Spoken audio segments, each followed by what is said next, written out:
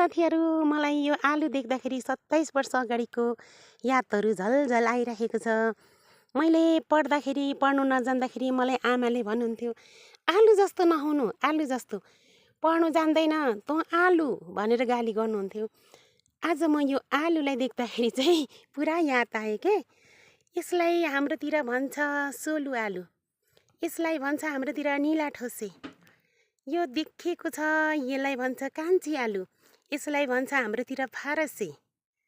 अनि यसलाई भन्छ एमेस, यसलाई भन्छ लुवाङ फुले। अनि यसलाई भन्छ काली होलङ्गे।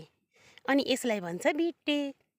यस्तो राम्रो रङ्गी चङ्गी परेको आलुहरू छ। यो आलुहरूलाई चाहिँ अब हेर्दाखेरि पनि सागसँग पनि काटेर खान मिल्ने, अनि अरू विभिन्न भेन्डीहरूसँग अरू हरेक कुरासँग चाहिँ यसलाई मिसाउँदाखेरि मिल्ने आलुलाई चाहिँ किन चाहिँ नराम्रो भन्नुभएको होला।